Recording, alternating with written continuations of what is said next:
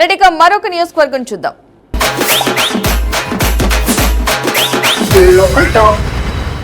ఉమ్మడి కరీంనగర్ జిల్లాలోని అత్యంత కీలకమైన పారిశ్రామిక నియోజకవర్గం రామగుండం. సింగరేణి బొగ్గు గనులు, ఎన్టీపీసీ, ఆర్ఎఫ్సిఎల్ పరిశ్రమలతో కార్మిక వర్గ ప్రభావం అధికం. 2014లో టీఆర్ఎస్ అభ్యర్థి సోమారపు సత్యనారాయణ తక్కువ మెజార్టీతో విజయం సాధించారు. కోరకంటి చంద్రపై కేవలం 2295 ఓట్ల స్వల్ప ఆధిక్యంతో గెలిచారు.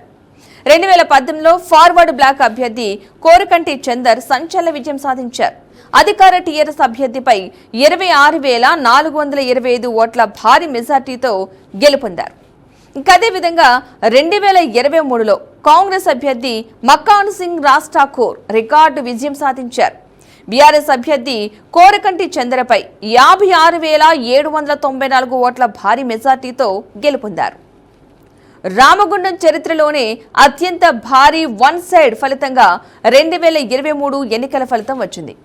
సింగరేణి కార్మికుల్లో అసంతృప్తి, కాంగ్రెస్ గ్యారంటీలు ఫలితంపై ప్రభావం ఎక్కువగా ఉందన్న అభిప్రాయం వ్యక్తమవుతోంది. రామగుండం ఉత్తర తెలంగాణ పారిశ్రామిక గుండెకాయగా పేరొందిన నియోజకవర్గం. సింగరేణి బొగ్గు గనులు, ఎన్టీపీసీ, ఆర్ఎఫ్సిఎల్ వంటి భారీ పరిశ్రమలతో కార్మిక రాజకీయాలకు కేంద్ర బిందువుగా నిలిచిన ఈ ప్రాంతంలో ప్రస్తుతం కాంగ్రెస్ ఎమ్మెల్యే మక్కాన్ సింగ్ రాజ్ ఠాకూర్ రాజకీయంగా తనదైన ముద్ర వేయడానికి ప్రయత్నిస్తున్నారు. అయితే పారిశ్రామిక ప్రాంతానికి సంబంధించిన ఉద్యోగాలు, కాలుష్యం, మౌలిక వసతుల సమస్యలు, బీఆర్ఎస్ బీజేపీ నుంచి వస్తున్న రాజకీయ సవాళ్లు ఆయన ముందున్న ప్రధాన పరీక్షలుగా మారుతున్నాయి.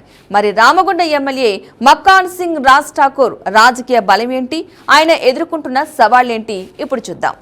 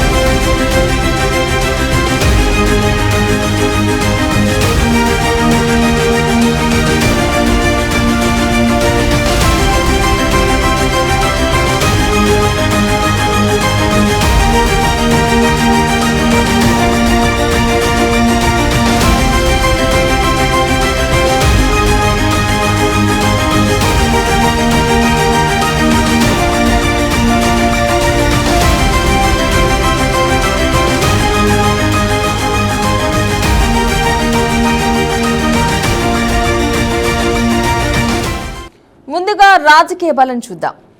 పారిశ్రామిక ప్రాంతంలో పెరుగుతున్న గుర్తింపు. రామగుండం వంటి పారిశ్రామిక నియోజకవర్గంలో మక్కాన్ సింగ్ రాజ్ ఠాకూర్ వేగంగా తన రాజకీయ గుర్తింపును పెంచుకుంటున్నారు. సింగరేణి కార్మికులు, కాంట్రాక్టు ఉద్యోగులు, పరిశ్రమలపై ఆధారపడిన కుటుంబాలతో నిరంతర సంబంధాలు కొనసాగిస్తూ ప్రజలకు చేరువయ్యే ప్రయత్నం అయితే చేస్తున్నారు. పారిశ్రామిక సమస్యలపై స్పందించే ఎమ్మెల్యేగా తనకంటూ ప్రత్యేక ఇమేజ్ను నిర్మించుకుంటున్నారు. ఇక అదేవిధంగా కాంగ్రెస్ అధికార ప్రయోజనం.